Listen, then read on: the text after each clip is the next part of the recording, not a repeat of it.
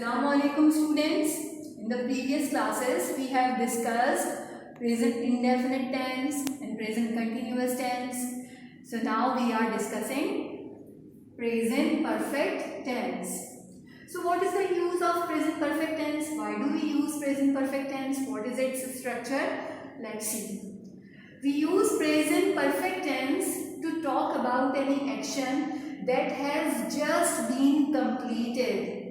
It means any action that has just been completed and still present. You can observe the result of that action in the present. For example, the first example is I have written on the board. So I wrote the board, I wrote something on the board, and my writing or the written material is still present on the board. So I can say I have written on the board.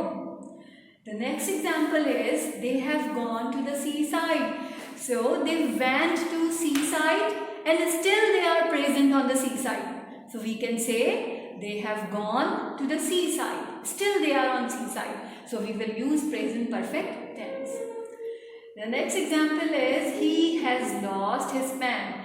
So his pen has been lost and he is unable to find it yet. So we will say he has lost his pen. Before structure, let's discuss the subject and helping verb agreement. So if we have he, she, it or any singular noun, so we use has as a helping verb. But if we have I, we, they, you or any plural noun, so we use have as a helping verb in present perfect tense. Now come to the formulation. The formulation or the structure of present perfect tense is that if we are using affirmative sentence, so subject plus helping verb, you know that helping verb is has or is have plus V3 plus object. So example is she has done her homework. They have cleaned the room. And for negative sentence, subject plus helping verb plus not plus V3 plus object. Like she has not done her homework, or they have not cleaned the room. The next is interrogative sentence. For interrogative sentence, helping verb comes first. So helping verb plus subject plus V3 plus object. And you can see a question mark here. I have applied this question mark here because you usually forget to apply question mark. So please don't forget. And you can see that I haven't applied any full stop here or here. So example is has she done her homework? Question mark. Or have they cleaned the room? Question mark. Now after present perfect tense, come to present perfect continuous tense. So we use present perfect continuous tense to talk about any action that started in the past and still continuing. The action started in the past and still it is going on, or recently stopped. The action has started in the past and recently stopped. Both the conditions can be there. And another thing in present perfect continuous tense is that there is a time reference. A time reference is present in this tense for saying that when the action started in the past or for how long the action has been continuing. For example, it has been raining since morning. So the action started, the rain started in the morning and still it is continuing. So we will say it has been raining since morning. The next example is I have been waiting for you for 2 hours.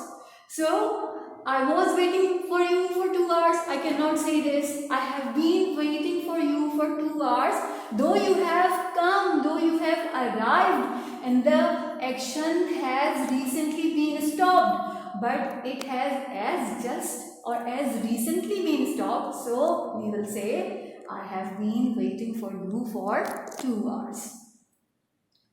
So before structure, let's see subject and helping verb agreement. If we have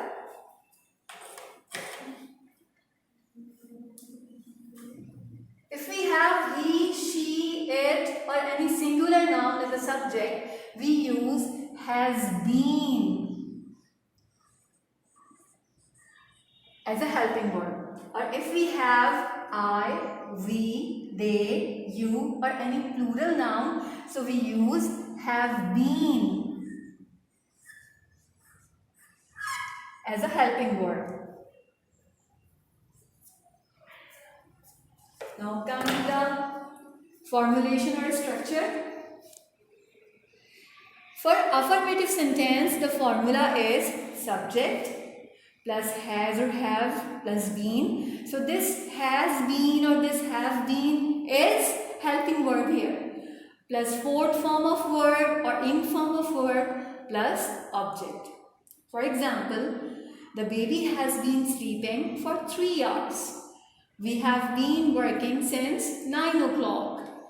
For negative sentence, the structure is subject plus has or have plus been plus V4 plus object. The example, the baby has not been sleeping for 2 hours.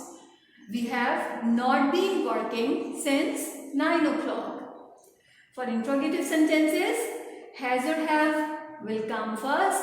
So has or have plus subject plus been plus V4 plus object and question mark.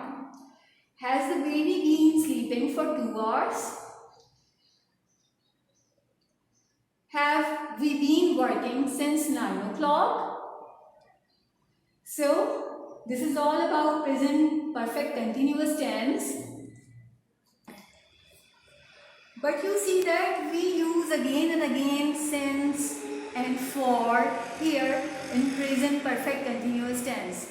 And sometimes I feel that students get confused between the use of since and for. So here there is a brief description about since and for.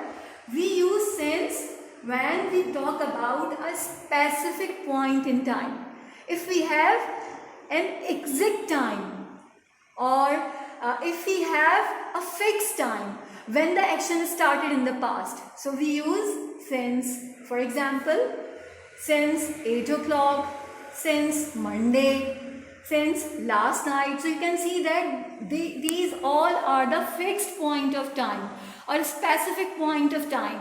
So since 8 o'clock or since Monday, since last night, since morning. And why do we use for?